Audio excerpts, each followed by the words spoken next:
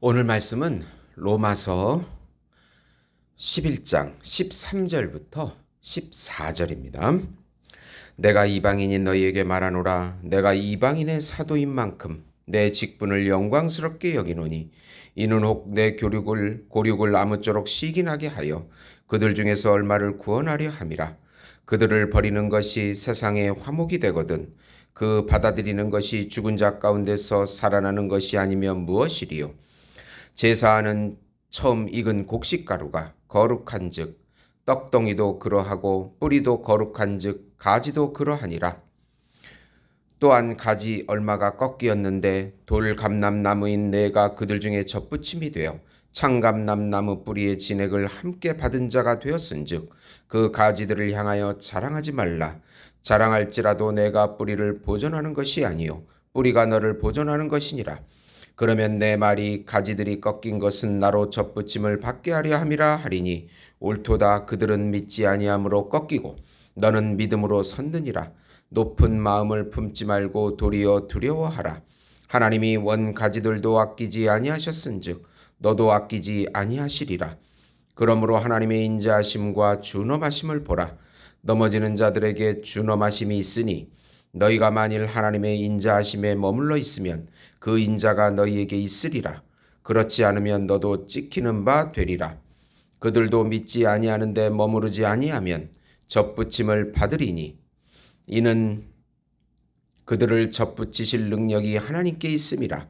내가 원 돌감람나무에서 찍힘을 받고 본성을 거스려 좋은 감람나무의 젖붙임을 받았으니 원 가지인 이 사람들이야 얼마나 더 자기 감람나무의 젖붙이심을 받으랴. 아멘. 이방인의 구원이라는 제목으로 은혜를 나누고자 합니다. 사랑하는 성도 여러분, 사도 바울은 참 독특한 인물입니다. 처음에는 철저한 유대인으로 살다가 다메섹 도상에서 예수님을 만나게 됩니다. 그리고 철저한 예수님을 전하는 전도자의 삶을 살게 됩니다. 이방인 전도의 사명을 예수님께 직접 받은 인물입니다. 자신의 민족 유대교에서 태어나 자랐고 또 예수님도 육신적으로는 유대 민족 가운데 오셨습니다. 많은 유대인들이 예수님을 구세주로 믿었습니다. 그러나 대다수 유대인들은 구약에 예언된 메시아 예수님을 거부하고 하나님의 은혜를 받지 않았습니다. 바울의 고민이 바로 여기에 있었습니다. 그러나 나중에 바울은 결국 이방인과 유대인 모두를 구원하시는 구원 경륜을 깨닫게 되고 자신이 이방인에게 복음을 열심히 전해야 자신의 민족인 유대인들도 예수님의 은혜를 받게 된다는 것을 깨닫게 된 것입니다. 중요한 것은 예수님의 은혜 안에 항상 머물러 그 은혜를 놓치지 말고 누리고 나타내는 것입니다. 우리의 존재 목적입니다.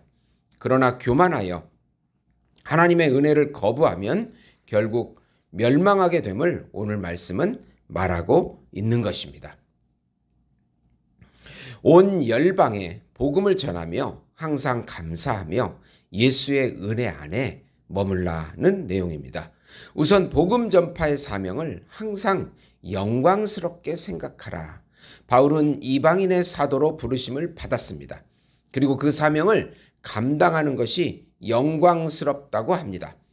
이방인도 하나님 나라의 백성이 되어 복음에 참여하여 하나님의 자녀가 되는 것은 하나님의 뜻입니다. 그럴 때 유대인도 식이 나서 남은 자들이 예수를 믿게 되는 것입니다. 지금 하나님께서는 유대인을 버리는 것이 열방의 복음을 전파하는 동기가 됩니다. 이것을 세상의 화목이라고 15절에 사도 바울은 표현하고 있습니다. 그러면 유대인들이 다시 예수님께 돌아온다면 온 열방도 더욱 예수님께 돌아오게 됩니다. 그때는 바로 죽은 자들이 부활하는 예수님의 재림의 시기가 됩니다. 바울은 자신이 유대인임에도 불구하고 자신의 사명이 얼마나 중요한지를 인식합니다.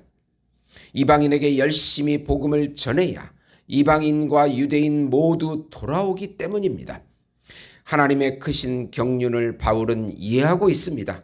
우리의 사명은 예수 이름을 열방에 전하는 것입니다. 우리가 열심히 복음을 전파하는 것이 하나님의 구원 경륜을 성취하는 것입니다.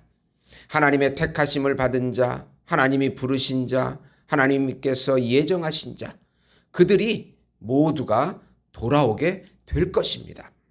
두 번째로, 교만하지 말고 항상 예수님의 은혜를 생각하는 성도가 되라. 바울은 이스라엘의 회심을 통하여 예수님의 재림 때가 되며 부활의 때가 될 것을 말합니다. 이스라엘의 회심은 바로 곡식 제사의 비유와 나무의 비유를 사용하여 바울이 설명합니다. 곡식의 첫 가루를 드리는 제사에 처음 드린 것이 거룩하면 나머지 떡덩이는 모두 거룩하게 여겨집니다. 곡물 제사에서 소량의 곡식가루를 드립니다. 그러면 나머지 전체가 드린 것으로 인정이 되는 것입니다. 이스라엘의 회심은 그리고 나무의 비유를 통해서 뿌리가 거룩하면 가지도 모두 거룩하다고 16절에 설명합니다. 그러니까 이스라엘의 회심이 바로 거룩한 떡덩이요, 거룩한 뿌리에 속해 있다는 것입니다. 이스라엘이 먼저 하나님의 약속과 언약을 받았습니다. 그들 가운데 예수님께서 오셨습니다. 이 부분이 좀 해석이 어렵습니다. 그러나 중요한 것은 이스라엘에게 영적인 대표성이 있다는 뜻이 되고, 이스라엘을 통하여 먼저 메시아의 예언과 이스라엘을 사용하셔서 하나님에 대한 존재와 중보자 하나님 예수님에 대한 모든 예언들을 주셨기 때문에 이스라엘이 근본적인 뿌리가 된다는 것입니다. 그런 뜻으로 설명하면 이해할 수 있습니다. 돌감람나무인 이방인들이 그 유대인 창감람나무의 접붙임을 받은 존재입니다. 그런데 교만한 유대인이 예수님을 거부함으로 원 가지도 잘라냈습니다. 그리고 이방인의 가지가 접붙여졌습니다.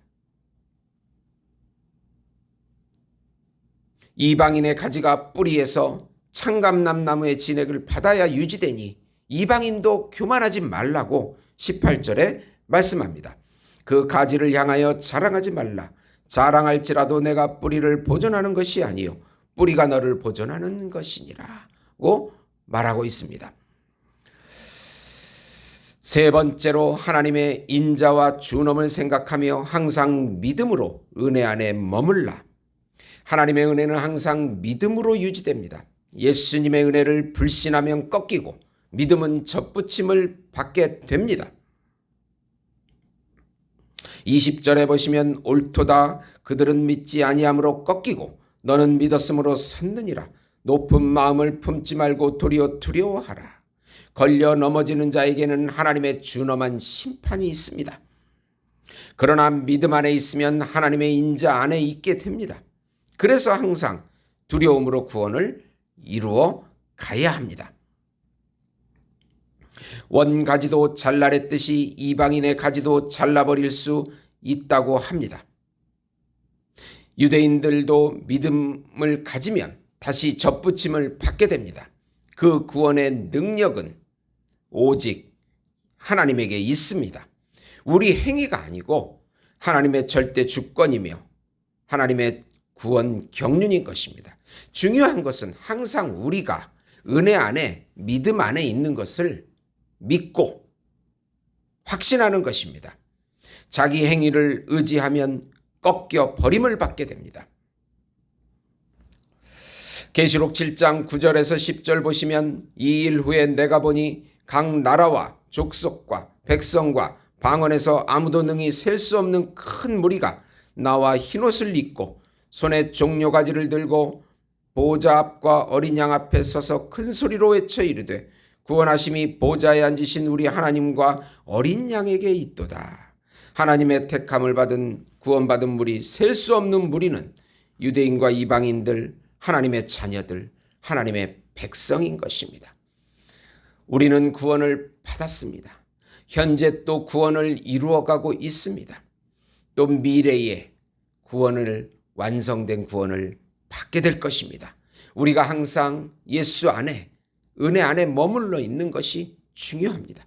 그리고 이 복음을 때를 얻든지 못 얻든지 복음을 전하는 것이 우리의 사명인 것입니다. 이 존재 목적을 잘 실천하시고 순종하셔서 하나님의 놀라운 기적을 맛보시는 우리 성도 여러분이 되시기를 예수님의 이름으로 축원드립니다. 하나님 아버지 감사합니다. 우리를 구원하시는 하나님의 절대 구원의 능력에 찬양을 올리며 존귀와 영광을 올려드립니다. 오늘도 복음에 순종하면서 예수 안에 평강과 안식을 누리면서 예수님이 주시는 힘을 누리게 하시고 예수님이 주시는 평강의 복을 누려서 열방에 복음을 전하는 하루가 될 수 있도록 역사해 주시옵소서. 성령을 충만하게 부어 주시옵소서. 우리를 괴롭히는 더러운 영은 다 떠나가게 해주시고 가난, 질병, 절망, 좌절, 원통, 분노 가운데서도 다 떠나가게, 분노들이 다 떠나가게 해주시옵소서. 예수님의 이름으로 기도드리옵나이다. 아멘.